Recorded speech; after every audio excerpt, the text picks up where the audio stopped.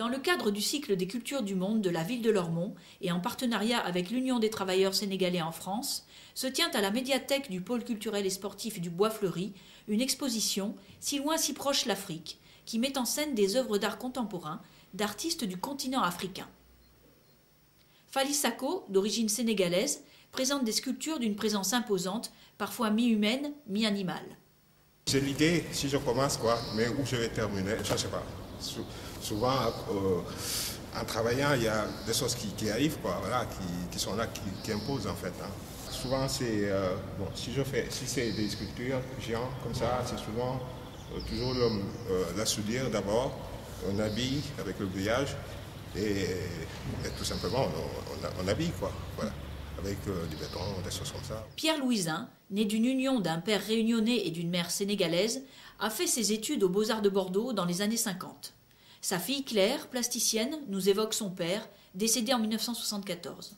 Il était très touché par tout ce qui se passait en fait à travers le monde et tout ce qui le touchait, il le retransmettait dans son art parce qu'il n'était pas très bavard et donc il le peignait. Il est mort en 1974, donc il a eu une très courte carrière alors qu'il était au sommet de son art. Il travaillait beaucoup et il avait plein de projets, notamment aller exposer à Dakar. Et il était pressé par le temps parce qu'il était malade et il travaillait. Et ça s'est arrêté en 1974 et depuis on fait des rétrospectives, on a fait un livre aussi parce qu'il écrivait, il a fait un journal, il a tenu un journal pour expliquer sa condition d'artiste africain en France. Sidiki Dermé, du Burkina Faso, réalise des sculptures en bronze dans la tradition des fondeurs burkinabés avec la technique des moules en terre et de la cire perdue. Donc là vous avez la femme Maasai. Là, c'est le cri de la liberté de la femme. Elle exprime toute sa douleur par rapport au traitement de la femme en Afrique, à l'abandon des enfants. Là, vous avez la porte de repère. C'est un petit peu l'arbre de la vie de l'Afrique.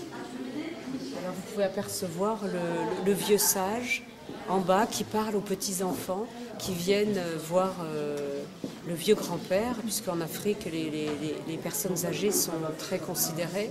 De ce côté-là, vous pouvez apercevoir vraiment l'Afrique dans tout ce qu'elle est, de beauté, l'art traditionnel africain. Et au-dessus, les différents visages représentent les différentes ethnies en Afrique. Dans les espaces variés de la médiathèque, vous pourrez aussi découvrir les peintures oniriques de Jean-Marie Wanto, mélange de sensations bénino-marocaines, sables et pigments. Ndiaye Diaro Diagne, d'origine sénégalaise, nous propose aussi des peintures qui sont l'expression des douleurs de l'Afrique, des guerres et leurs massacres, aux questions brûlantes de l'immigration. Enfin, Marfal, d'origine sénégalaise, docteur en sociologie à l'université de Bordeaux II, nous rappelle dans les sujets de ses peintures la présence des Noirs dans le développement de Bordeaux. Les œuvres seront visibles à la médiathèque du Bois Fleuri jusqu'au 31 mars 2012.